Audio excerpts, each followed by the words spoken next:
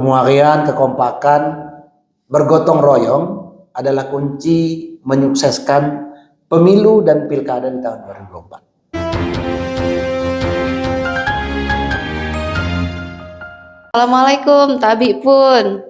Halo sahabat Bawaslu, jumpa lagi kita di podcast Bawaslu Kabupaten Lampung Barat, Bawaslu Terbuka Pemilu Terpercaya.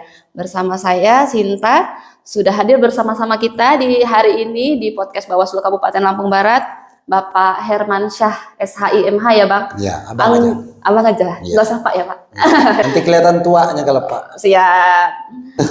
Bang Herman ini adalah anggota Bawaslu Provinsi Lampung, koordinator divisi penyelesaian sengketa ya Bang. Ya.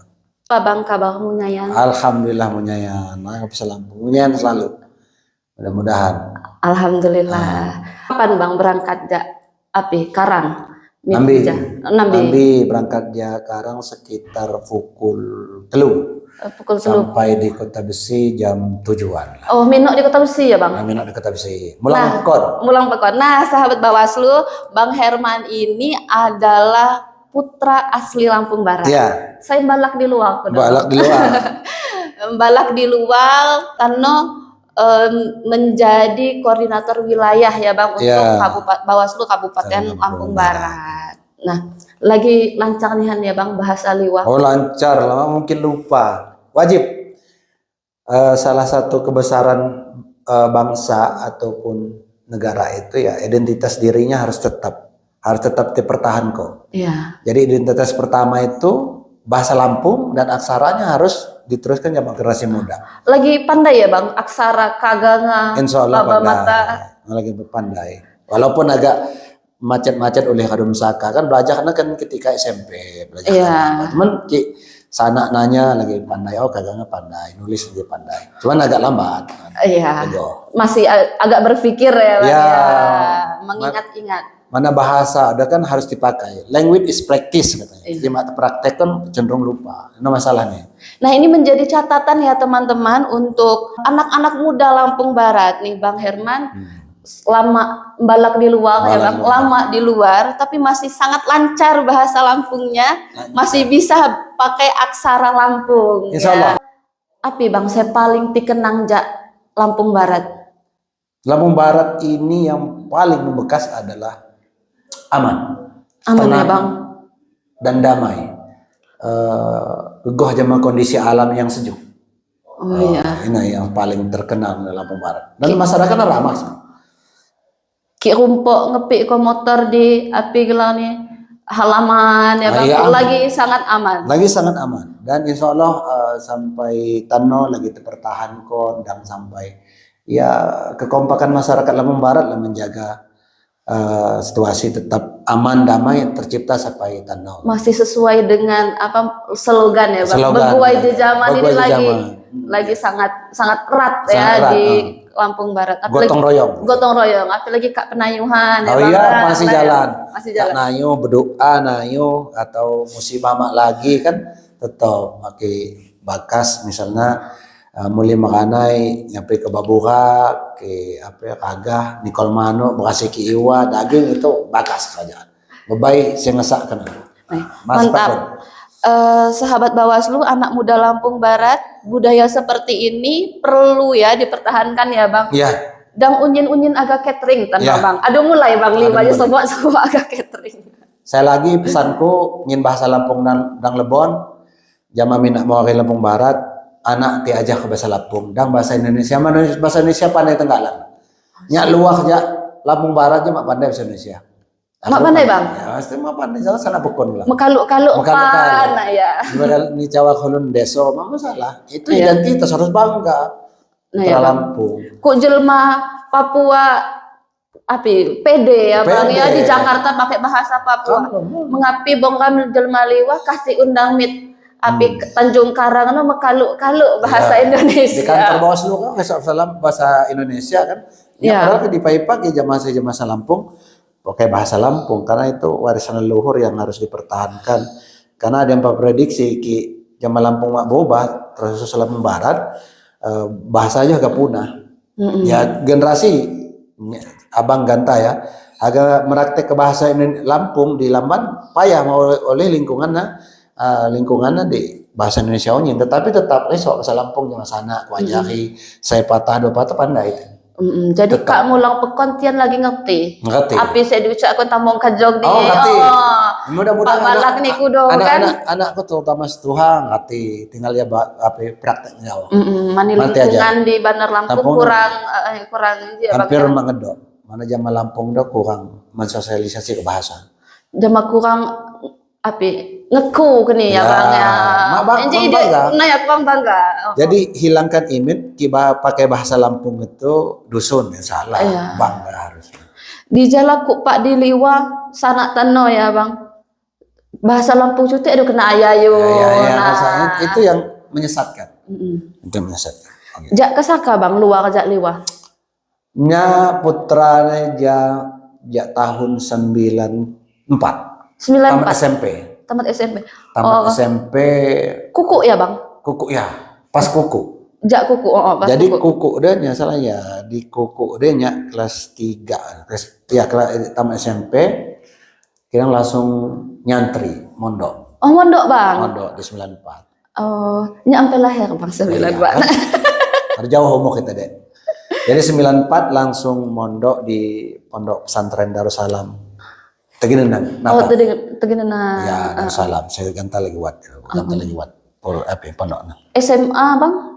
Ya, ada SMA, eksperimen istilahnya. Oh. Jadi eksperimen udah 4 tahun. Jadi setahun udah penyesuaian pelajaran-pelajaran pelajaran-pelajaran pondoknya. Baru kelas 3-nya istilahnya itu, di kelas 2-nya itu baru belajar umum SMA-nya. Jadi proyek 1 tahun ya. Oh. Jadi eksperimen di santri itu kalau dari SMP lulus ke pondok itu ngambil eksperimen dia 4 tahun. 4 tahun. Oh, 4 tahun. Jadi setahun ini penyesuaian bahasa. Bahasa segala macam lingkungan Arab, Inggris kan wajib. Wajib pakai speaking and bahasa Arab, bahasa Inggris di pondok. Mbak berangkat enggalan Bang? Iya. Jak liwa met. Oh biasa kita sendiri. Oh biasa. Tuh Mbak transportasi apa Bang? Bus. Cakap bus. Bus Kriputra, Sumber Jaya Indah. Rana wisata dan lain-lain. Ya, Rana wisata. Saya paling terkenal ya Kriputra. Gantano mah udah lagi kan. Busnya jauh ada sepi ya. Iya, udah liwat nih Tano jangan Bang, tiang agak lewat lewat tanggamu. Paling saya masih lewat itu sih. Kanau ya. Ya, Tumbai sampai lulus SMP aduh kawa bagian lepas nggalan. Biasa. Anak muda itu harus bertarung. Yang takut itu kan kalau berbuat salah. Kalau berjuang, apalagi sekarang no limit perbahayaan, nggak ada yang ada hambatan. Mau dapat cekak bis travel lah. Biasanya dia harus mentalnya harus berani. Jadi biasa. Termasuk daftar kuliah Tenggalan tuh banyak. Tenggalan aja sanak petani mbak jamamak itu kan tamatan SR, apalah kemampuan kan sanak tani, tambah petani. Jak Pekon Kota Besi. Jak Pekon Kota Besi. Nah, Bang Herman ini dari Pekon Kota Besi. Jangan lupa ya, like, komen teman-teman yang dari Kota Besi dan sekitarnya khususnya Batu Berak ya. Ini Minak Mori nih. Tanokan lagi rekrutmen PKD ya Bang, kan Panwaslu Kelurahan Desa. Api Bang, saya diharap kok Abang di terutama Jama Minak Mori di Liwa partisipasi ini Jama api ikin lah karena daftar Bawaslu kan di lapangan sih Bang, kita Bawaslu di jelma seti wah Bawaslu mengabai rumpok. Kok kan make atributnya mengabai rumpok kan ya. Jadi kan informasi di seluruh Lampung ya, lain hal Lampung Barat, animon kan tinggi. Karena memang rekrutmen baik Panwascam, PKD dan kalau di sebelah PPK dan PPS itu kan terbuka. Dan tolak ukur saya pertama adalah nilai ya, dalam artian CAT di PPK dan Panwascam. Jadi tidak bisa kata orang udah bawaan dari awal udah dikurung ini punya siapa gitu kan. Itu udah diminimalisir dengan cara CAT. Di PKD juga, PKD ini kan animonnya tinggi. Memang mungkin pemilihannya lebih subjektivitas, tapi ada soal-soal wawancara itu yang dikirim dari atas memang. Dari atas kan. Jadi persoalan wawancara itu, dan ada punya rekaman. Iya. Punya rekaman di wawancara itu, sehingga bahwa orang yang dipilih itu yang layak, mampu menjawab, pengetahuan kepemiluannya, mungkin pengetahuan kewilayahannya, kemampuan dia berkomunikasi, mungkin juga mental segala macam itu ada pada penilaian subjektif panwascam yang telah mewawancarai. Animonya tinggi dan bagus, dan itu kan partisipasi masyarakat terhadap lembaga ini, kecintaannya kan semakin bagus. Dan jangan orang nggak boleh takut dengan Bawaslu. Bawaslu ini bukan sesuatu yang menyeramkan. Iya. Penegak keadilan pemilu itu sebenarnya kan kalau ada pelanggaran, dan Bawaslu juga harus menunjukkan keramahan. Makanya kalau di era sekarang kan mengutamakan pencegahan daripada penindakan atau penanganan pelanggaran. Jadi apapun itu, sebelum adanya penindakan dan penanganan pelanggarannya itu diutamakan pencegahannya gitu. Gitu deh. PKD seperti apa Bang yang diharapkan oleh pimpinan-pimpinan Bawaslu? Ya, kalau yang PKD ini kan kita sangat terbatas ya. Di desa itu cuma satu untuk mengawasi, contoh aja Pekon Kota Besi yang begitu luas. Pekon Kota Besi itu kan sampai Bumbon sana. Sampai Bumbon, kalau tidak salah dia punya 9 TPS kalau tidak salah itu. Jadi ada TPS 2 atau 3 di daerah sana. Saya kurang pooling data yang terbaru belum. Itu contoh Pekon saya untuk satu orang memang. Sungguh kewalahan. Jadi pertama yang harus dipilih, pertama dia punya kemampuan. Kemampuan yang namanya baik tentang informasi atau kemampuan pengawasannya, dia tahu Bawaslu itu apa, tugas dan wewenang dia nguasain, terus kemampuan kewilayahan, dan dia istilahnya mengenal, di samping mengenal dia punya banyak kawan, banyak jaringan, mungkin lamun kenalan istilahnya, nggak perlu minat muari, sehingga dia bisa menjangkau, bisa berkolaborasi dengan siapapun, menjadikan volunteer untuk pengawasan di RT atau pedukuhan dusun-dusun yang jauh. Gaul lah ya. Gaul ya, bahasa kasarnya gaul, komunikatif, dan ketika dia komunikatif orang banyak tahu, dia tahu. Itu yang pertama, dengan cara menunjukkan keramahan, bisa diterima oleh semua pihak gitu. Itu yang diutamakan oleh jajaran Bawaslu, dan itu yang saya harapkan kepada Bawaslu Kabupaten Kota, terus Panwascam yang sedang melakukan proses ini, agar kriteria itu yang telah diatur oleh Juknis SDM itu betul diikuti gitu. Gitu. Lagi rasa tekok mulang pekon kuda Bang. Oh pasti, bukan saya suka mulang pekon. Oh iya, teman-teman sahabat Bawaslu, jadi buat teman-teman nanti setelah rekrutmen PKD ini akan nanti di tahapan ada rekrutmen PTPS ya Bang. Iya, nah, jangan ragu untuk daftar menjadi Panwaslu, atau jangan takut lagi lah menjadi jajaran dari Bawaslu itu sendiri. Abang Cikan koordinator penyelesaian sengketa ya Bang. Ki sekam jelma pekon dia Bang, api sengketa aja, sumang nih api jama saya ditangani Tian Ayu nih kan, beda sengketa dan pelanggaran pemilu itu apa sih gitu? Ya jadi kan begini, perlu dijelaskan. Jadi kita punya pola hubungan yang baru dengan namanya Perbawaslu 3. Biar kawan-kawan jajaran, terutama Panwascam dan calon PKD kita tahu. Pahami dulu pertama Perbawaslu 3 tentang pola hubungan. Bicara pola hubungan, kita kaitkan dengan Perbawaslu 5 tentang pencegahan dan pengawasan tahapan itu kan. Itu adalah pintu masuknya. Yang namanya jajaran Bawaslu itu baik dari RI sampai ke PTPS ke depan harus yang dibekalinya namanya LHP. Ketika mengawasi lembaran laporan hasil pengawasan atau form A, itu adalah catatan rekam medik, rekam jejak. Apa yang kita awasin itu akan ditulis di situ. Nah di situ kan ketahuan. Kita lihat di Perbawaslu 3 dan Perbawaslu 5 itu kan kelihatan. Di situ akan tergambar potensi apa bentuk-bentuk pelanggarannya. Misalnya dia terkait dengan netralitas ASN terlibat. Cara menyelesaikannya mungkin pemanggilan bla bla bla terus sampai kepada rekomendasi. Jadi penanganan pelanggarannya tentang pelanggaran netralitas Oh, ASN. itu penanganan pelanggaran Iya, ya, Bang. Ya. itulah pintu masuk dari LHP kita di POM A itu. Nah, pada tahapan misalnya kita pengawasan tentang verifikasi partai politik kemarin, Ya. atau apa ya itu, atau yang sekarang DPD.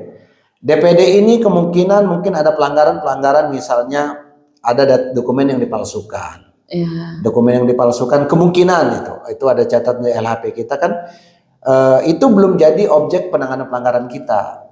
Kalau kita kembalikan kepada objek penanganan pelanggaran itu kan adalah calon, sedang ini bakal calon.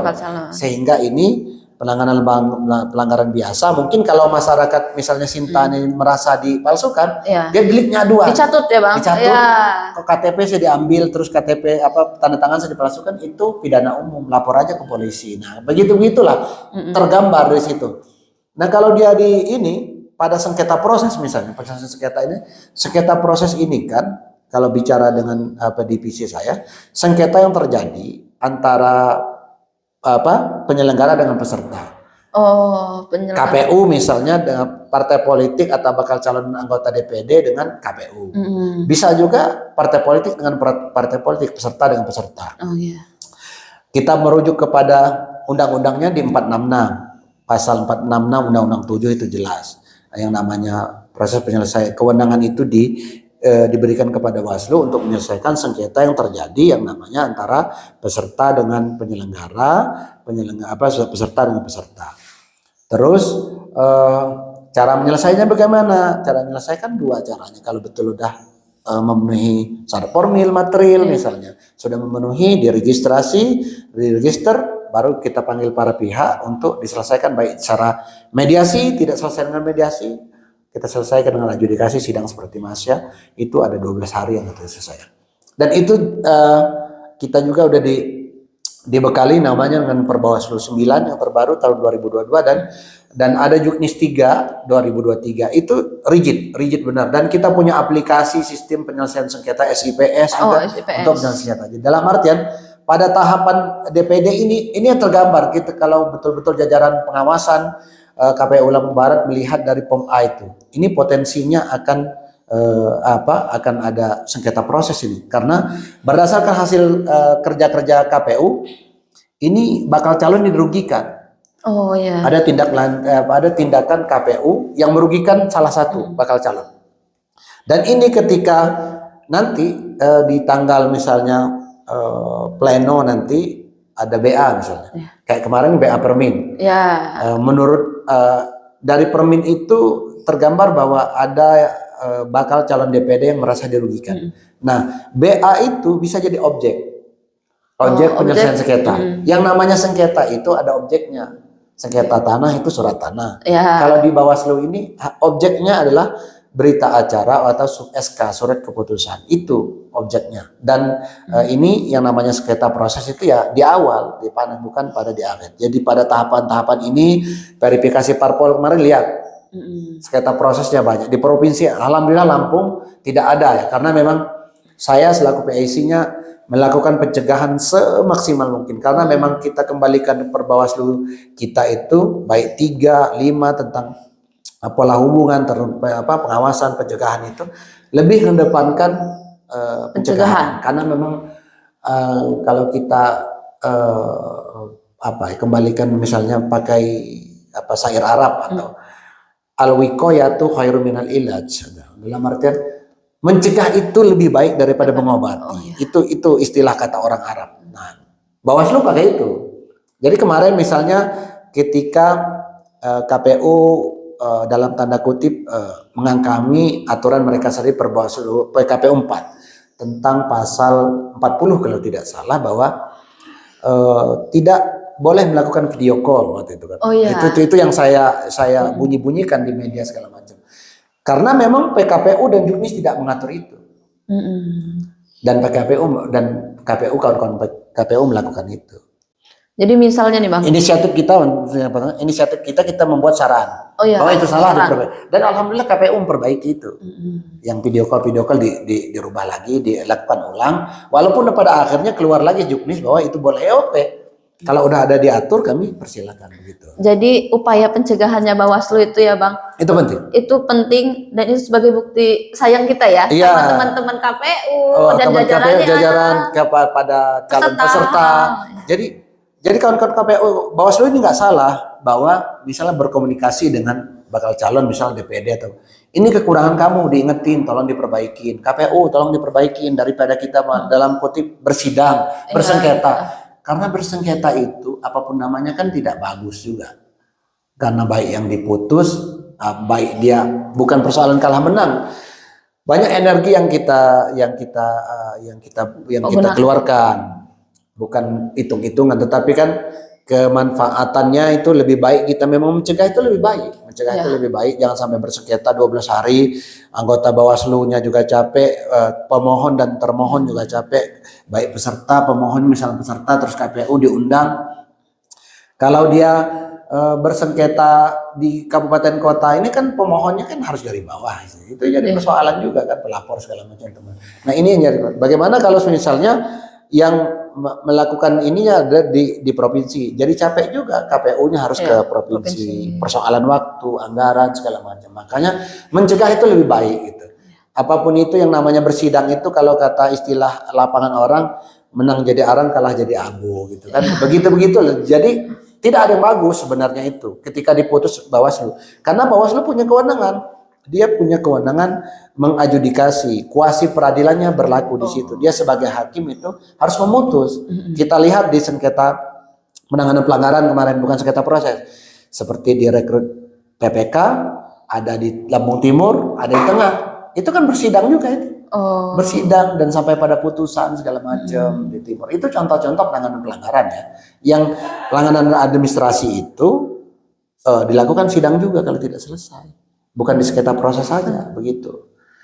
Gitu. Kalau misalnya di DPD tahapan Fermin DPD, Fermin perbaikan ya Bang sekarang. Ya, perbaikan. Sekarang sampai provinsi kan? Ya, di misal Sinta nih Bang ya dicatut oleh bakal calon A, dicatut juga oleh bakal calon B. Nah, itu kan kalau misalnya seperti itu gimana Bang? Nah, dalam hal itu kalau ini konteksnya kan berbeda. Kalau Sinta tahu bahwa namanya dicatut, lakukan upaya misalnya tidak melaporkan pidananya misalnya, lebih kepada minta KPU atau menghapus. Dan pada tahap permin ini kan tidak boleh ganda. Di B itulah tugas verifikasi administrasi. KPU itu harus mengeluarkan, harus mendelete salah satunya dukungan yang tidak boleh oleh undang-undang, misalnya penyelenggara, KPU, Bawaslu sampai jajaran, TNI, Polri, dan mungkin ASN dan mungkin kayak PKH bla-bla mungkin yang dilarang oleh undang-undang itu harus di-exit. Terus yang belum 17 tahun. Belum 17 tahun atau ada yang 17 tahun nikah. Terus apalagi ya? Tentang orang-orang yang dilarang oleh undang-undang untuk menjadi pendukung itu item satu. Yang kedua ganda, baik ganda internal maupun eksternal. Ganda misalnya nama Herman, ternyata Sintanya ada 6, ya harus dipilih satu. Ternyata Sinta dukungan Sinta ini ada di saya dengan ada di Badu. Ya harus itu yang harus diklarifikasi sama KPU. Nah, hal itu harus diselesaikan pada verifikasi administrasi. Dan itu juga menjadi objek pengawasan kita. Bawaslu ini kan hanya memastikan bahwa KPU itu mengerjakan tahapan itu sesuai dengan aturan, baik aturan yang telah dibuat dia maupun aturan-aturan yang berkaitan dengan tahapan tersebut. Begitu, Dina. Tahapan apa saja sih Bang selain kayak permin begitu ya, kemudian perfa, penetapan ya Bang di awal-awal yang berpotensi ya ada sengketa Bang? Ya, memang pada sengketa ini kan kalau bahasa kata panas di awal. Sengketa ini lebih kepada pada tahap proses, misal kalau pendaftaran politik, karena pendaftaran partai politik itu pada jenjangnya kan ada keluarnya BA. BA misalnya verifikasi berita acara tentang keberadaan kantor, keterwakilan perempuan, jumlah anggota itu BA semua. Bagaimana sengketa proses di RI sejak pendaftaran partai politik itu ada 9, terus pada akhir kemarin yang terakhir umat. Oh ya, Umat itu kan tidak diloloskan oleh KPU. ya, Menurut KPU itu di NTT dan Sulut itu tidak memenuhi syarat TMS bahasa kasar. Tetapi kan pemohon Partai Umat punya bukti-bukti yang lain yang menurut dia mereka dirugikan. oh, Itu contohnya. ya, Objeknya tetap BA kan? Ya. BA yang dikeluarkan oleh KPU RI menyatakan bahwa Partai Umat tidak lolos verifikasi faktual waktu itu. ya, Atau tidak lolos dinyatakan menjadi peserta pemilu tahun 2024. Nah, objek itu yang berdasarkan bukti-bukti Partai Umat itu dilakukan verifikasi ulang. Waktu administrasi dan ulang. Ternyata Umat benar. Itu kan melalui mediasi Bawaslu. Bawaslu memerintahkan untuk bla bla bla dan KPU mau. Dan itu selesai mediasi, nggak adjudikasi, nggak sidang itu. Itu selesai mediasi. Kesepakatan bahwa KPU akan melakukan verifikasi ulang, dituangkan dalam berita acara, sama-sama melakukan, termasuk anggota Bawaslu ikut mengawasi yang verifikasi ulang administrasi dan faktual yang terjadi di Sulawesi Utara dan NTT. Akhirnya dinyatakan Umat lolos. Nah, hal-hal seperti itulah objeknya bahwa emang ada putusan KPU yang menurut bakal calon peserta itu partai politik merugikan. ya, Kan perspektif kebenaran kan. Menurut saya sudah melakukan benar. Menurut KPU enggak. Nah, itu yang harus dibuktikan oleh hukum. Pembuktiannya melalui Bawaslu, yaitu permohonan itu. Jadi Bawaslu ada di tengah-tengah sebagai pengadil. Iya, sebagai pengadil, sebagai hakim. Iya. Bawaslu sebagai hakim. Yang itu memang lebih bagus diselesaikan di mediasi. Mediasi kan Bawaslu sebagai mediator mempertemukan para pihak dengan catatan kesepakatan itu tidak boleh melanggar undang-undang. Iya.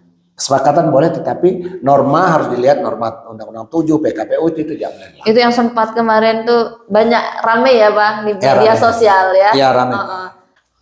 Kalau untuk jajaran Panwascam nih Bang, apakah mereka ini juga punya kewenangan untuk menjadi pengadil ini tadi? Oh, punya. Ada yang namanya PSAP, penyelesaian sengketa acara cepat. Oh, Baca per Bawaslu 9 dan Juknis. Itu ada di Panwascam. Di Panwascam itu karena setiap tahapan itu misal ada BA atau berita acara atau surat keputusan keluar KPU. Sengketa acara cepat yang diatur oleh undang-undang dan Perbawaslu itu adalah terjadi pada tahap kampanye. Itu wewenangnya Panwascam. oh iya. Begini simpelnya, biar kawan-kawan Panwascam terutama di Lampung Barat sama-sama ngaji hari ini, ngaji tentang pemilu. Pada tahap kampanye itu kan biasanya KPU mengeluarkan baik berita acara tentang zonasi kampanye, zona pemasangan alat peraga, terus zonasi dan waktu, jadwal untuk kampanye rapat umum, pertemuan tatap muka dan pertemuan terbatas bla-bla semua diatur oleh KPU. Itu kan keluarlah namanya berita acara atau keputusan memutuskan bahwa bla bla dari 24 partai ini dan presiden jadwalnya sudah diatur oleh KPU Lampung Barat misalnya. Bla, hari ini si A di Batubara, besok di Bali Bukit, nanti di Sumberjaya, terus nanti di Sukau, terus lagi mungkin di Sumberjaya, di Tenong, terus di Batu Ketulis, di Skincau, itu udah diatur. Lapangannya apa misalnya? Lapangan Pasar Liwa, lapangan Pekon Balak Batubara, lapangan Kenali, itu udah diatur. Diatur semua dalam bentuk SK atau berita acara. Dan biasanya itu harus dirapatkan, misal partai politik diundang, Bawaslu diundang, terus tim sukses, misal presiden dan wakil presiden diundang, dari kepolisian, dari TNI diundang, semua dari tata kota, terus DLAJR, tuh pengatur semua diundang. Itu objeknya betul. Nah, persoalan acara cepat itu sering terjadi. Misalnya yang sering terjadi ketika pemasangan alat peraga, misalnya ditentukan satu titik. Pada satu titik itu kan sering konflik karena partainya banyak, semuanya minta di depan. Oh, itu ya Bang. Itu yang kewenangan itu nggak mungkin. Atau minta tanggalnya segini semua gitu karena pimpinan mereka pada datang gitu. Nah, itu kan itu contoh satu. Itu apakah terus pada lapangan misal lapangan Liwa, lapangan di sini misalnya. Dia pokoknya udah dijadwal oleh KPU hari Senin tanggal 9 jam 9. Karena mungkin pimpinannya dari partai politik misalnya provinsi atau RI mau datang, berubah jam 1. Sedangkan jam 1 udah partai misalnya Lain. partai Selimpo ini. Serabi udah nanti 9. Dan di situ konflik. Dan itu kewenangannya emang kewenangan Bawaslu Kabupaten Kota. Tetapi kan nggak mungkin 3 orang ini bisa menyelesaikan. Makanya kewenangan atributif itu didelegasikan. Namanya nanti kepada tahap kampanye KPU Bawaslu akan mengeluarkan SK atau surat pendelegasian untuk penyelesaian sengketa acara cepat. Nah, hal-hal itu ya yang harus diselesaikan oleh Panwascam. Bagaimana caranya menyelesaikan? Dipertemukan oleh para pihak. Jadi anggota Panwascam ini sebagai sebagai mediator atau sebagai hakim dipertemukan, misalnya di A KPU dipertemukan, peserta dipertemukan, ada KPU atau PPK-nya, terus antar peserta ini partai biru dengan partai biru dengan kuning, misalnya kuning atau merah bla bla apapun itu kan, itu pertemukan bagaimana solusinya. Terus dia bisa menggunakan yang namanya menyelesaikan dengan kearifan lokal dengan cara misal mufakat. Terus melibatkan tokoh, misalnya mungkin Sebatin, ajak aja dihadirkan, Sebatin Pekon segala macam dihadirkan bagaimana menyelesaikan itu dari pihak kepolisian. Dengan dipantu oleh Panwascam itu dituangkanlah hasilnya kesepakatan itu dalam berita acara. Ada di lampiran Perbawaslu 9 itu, pomnya tinggal diisi kesepakatannya apa. Nah, kalau tidak ada kesepakatan di antara kurang dua belah pihak yang berselisih ini, peserta dengan peserta nih, apakah Selimpo dengan Serabi ini masih tetap memberantem, ya kewenangan itu diberikan kepada Panwascam untuk menyelesaikan seadil-adilnya.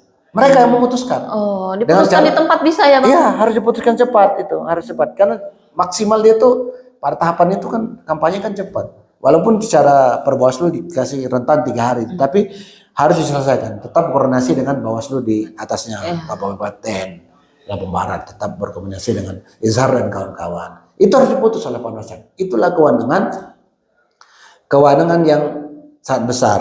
Yang ini yang harus memaksa bahwa jajaran pengawas pemilu itu harus banyak membaca, harus banyak tahu. Karena menyelesaikan konflik di lapangan itu tidak sederhana itu.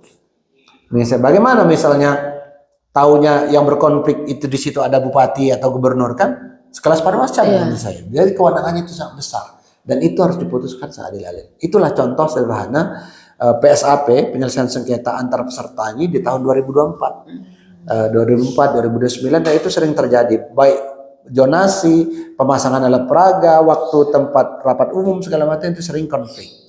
Itu titik rawannya ya Bang. Titik rawannya potensinya di situ.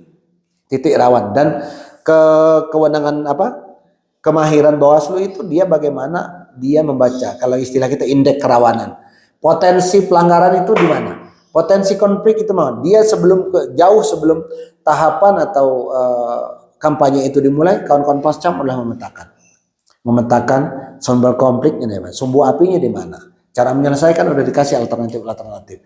Jadi disitulah yang namanya pencegahan itu. Supaya ini tidak konflik, kita cegah dulu, karena mencegah itu lebih baik. Begitu. Ya Bang. Jadi teman-teman Bapak Ibu di Panwaslu Kecamatan mungkin baru berapa bulan ini ya Bang dilantik. Ini tonton podcast ini sampai habis ya, jangan di skip karena banyak sekali pelajaran-pelajaran tentang penyelesaian sengketa yang juga biasanya kabupaten itu dapat dari rakordi provinsi ya. Ini bisa dipelajari lebih awal nih dari podcast ini gitu ya Bang. Kalau untuk tahapan ya Bang, tahapan apa sih Bang selain kampanye yang rawan ada sengketa? Nah, jadi kalau sengketa ini kan di proses awal ya. Sengketa ini pada tahapan misalnya pendaftaran partai politik. Ya, Terus pada tahap sekarang pada pendaftaran bakal calon DPD itu potensinya. Terus yang lebih banyak lagi di bulan April itu pendaftaran dan pencalonan anggota DPR. Oh iya Bang. Itu kan anggota DPR dari provinsi, kabupaten, kota itu potensinya. Misalnya dicoret oleh KPU karena KTP-nya tidak dilegalisir. Itu kan keluarnya BA. Nah potensi itu yang paling banyak. Bayangkan di 2019 itu kita menangani itu sekitar 21 kasus. Sengketa bang? Sengketa proses. Sengketa proses yang paling rentan kan begini. Misalnya undang-undang mengamanatkan bahwa di setiap dapil itu harus keterwakilan perempuan 30%. Dari 3 itu harus 1 perempuan.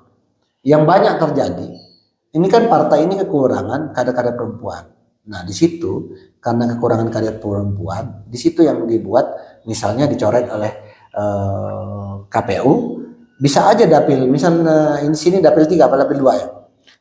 Dapil 1. Dapil 1. Bisa aja dapil 1 ini kosong partai A karena keterwakilan perempuannya tidak ada. Nah, itu kan mungkin karena keterlambatan, mungkin berkas calon anggota DPR perempuannya terlambat, misalnya segala macam. Itu yang bisa jadi objek permohonan ke Bawaslu. Pada tahapan itu, terus pada tahap kampanye di sengketa acara cepat. Terus kalau di dana kampanye karena dia akan membatalkan juga bisa aja potensinya di situ. Nah kalau pada tahapan misalnya rekapitulasi POM A segala macam C1 segala macam itu bukan sengketa proses, lebih kepada pelanggaran administrasi. Kalau hasil kan kita ke MK. Nah, itulah pada tahap itulah kita yang namanya sengketa proses itu pada proses pendaftaran, proses penetapan dan bla bla kampanye itu potensi sengketa sangat luas sekali.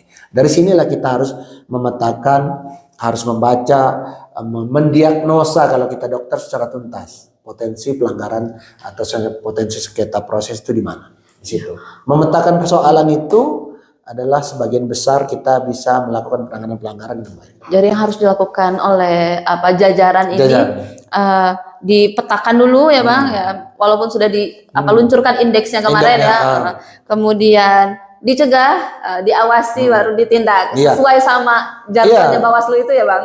Iya, mengawasi, cegah, tindak. Jadi pengawasan dikedepankan. Oh, hasil pengawasan ini potensi. Oke, dicegah dulu. B, KPU ini daripada kita ini dilakukan penanganan pelanggaran, kita kedepankan pencegahan. Begitu juga pidana. Kita lebih mengedepankan restoratif justice. Kalau bisa nggak usah gara-gara sesuatu hal membuat orang terpidana diselesaikan di luar pengadilan gitu. Bukan dalam artian melanggar melanggar aturan, tetapi pola-pola itu dilegalkan secara hukum. Itu konteksnya, ya Sinta. Iya. Kalau di Lampung Barat ini kan bang, njuk jeno marokja lumbok semino tugo Sumberjaya wat dusun kantong wat munesin di Pematang. Nah, misal nih peserta pemilu nanti ya mau mengajukan sengketa. Apakah bisa bang secara online saja dulu gitu atau harus ke kantor Panwaslu, Bawaslu? Kan kita seperti saya bilang terutama di sengketa ini dari 2019 itu ada yang namanya aplikasi SIPS. Bisa dicek oleh handphone bapak-bapak, ibu-ibu pemeriksa podcast Bawaslu Lampung Barat, ketik aja SIPS Go ID ya. Di situ Anda akan tahu berapa kasus, berapa permohonan yang di Lampung. Termasuk putusannya apa, majelisnya siapa bisa Anda download, Anda baca di situ. Nah, kita tidak bisa menafikan bahwa pemilu ini kan 2019 sampai 2024 hampir sama. Karena undang-undang kita masih sama, pilkada kita masih sama juga, undang-undang 10. Perbedaannya hanya bagaimana penerapan sistem informasi. Teknologi digitalisasi. Dalam artian kawan-kawan pemohon atau partai politik atau bakal calon yang merasa dirugikan atas tindak tanduk yang dilakukan oleh KPU bisa melakukan yang namanya komputerisasi lewat handphone. Mendaftarkan melalui sistem informasi penyelesaian sengketa SIPS. Buka aja, daftarkan melalui online. Ketika udah selesai sampai registrasi bisa kita ikutin, baru ke Bawaslu. Dan secara tiba-tiba di last minute daftarkan dulu lewat aplikasi. Itu bisa mudah kok. Nggak perlu harus dari Sumberjaya ke sini, nggak perlu. Daftarkan aja lewat aplikasi. Yang penting ada sinyal. Iya makanya. Tapi mudah-mudahan udah merata lah sinyal, nggak terlalu ketinggalan. Kalau zaman dulu, misalnya awal-awal dulu, Ya 2007 awal pilkada dulu kan 2007 eranya Pak Erwin Nizarin yang awal masukin telekomunikasi, saya ingat masih sebatas liwanya, pekon saya aja belum ada waktu itu. Tapi sekarang udah hampir merata, jadi lebih enak gitu. Kalau untuk sengketa punya SIPS ya Bang. Kalau Penanganan untuk pelanggaran sigap lapor. ya pelanggaran bisa lapor ke sigap lapor. Nah Nanti kalau pengawasan nanti ada Siwaslu, Gowaslu, banyak aplikasi-aplikasi yang lagi diberi. Tapi yang udah ready, sigap lapor udah ready, kita SIPS udah ready, segala macam. Atau kalau teman-teman masih sahabat Bawaslu masih bingung penggunaannya, linknya mungkin tidak terbuka karena kurang titik misal ya Bang dan segala macam, itu bisa DM kita di IG Bawaslu Kabupaten Lampung Barat. Insya Allah akan kita respon dengan cepat ya agar tidak menghalangi setiap proses ya Bang. Terima kasih Bang atas pengetahuannya. Menjadi kehormatan juga bagi kami. Ya sama-sama. Sering dikunjungi oleh Abang sebagai Mulang Pekon ya. Mungkin ada closing statement Bang untuk Minak Mori se-Lampung Barat atau untuk masyarakat pada umumnya. Closing statement ya. Ini eranya kolaborasi.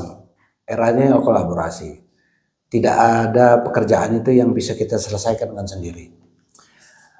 Kemuarian, kekompakan, bergotong royong adalah kunci menyukseskan pemilu dan pilkada di tahun 2024. Itu catatannya. Siap kolaborasi ya, sahabat Bawaslu. Boleh mendaftar menjadi mitra Bawaslu Kabupaten Lampung Barat. Daftarkan saja diri Anda lewat DM IG atau bisa langsung datang ke pojok pengawasan Bawaslu Kabupaten Lampung Barat. Terima kasih Bang atas waktunya. Dinantikan kembali pulang Pekon dengan tema-tema yang lain ya. Siap Bang, nanti kita siapkan kapan Abang pulang, kami siap. Oke sahabat Bawaslu, demikian podcast Bawaslu hari ini. Jangan lupa di subscribe, like dan komen di bawah ini. Jangan lupa di share. Dan jangan lupa di share, betul Bang. Kita harus mempublikasikan kebaikan-kebaikan ya Bang ya. Kemudian membantu teman-teman kita yang mungkin masih kebingungan di luar sana. Dan inilah di era teknologi sekarang ini, pengetahuan itu tidak harus kita pergi kemana kemudian baru dapat ilmu ya Bang, tapi cukup dari tangan Anda kita bisa mendapat ilmu yang semahal ini gitu. Terima kasih, sampai jumpa. Assalamualaikum warahmatullahi wabarakatuh. Tabi pun.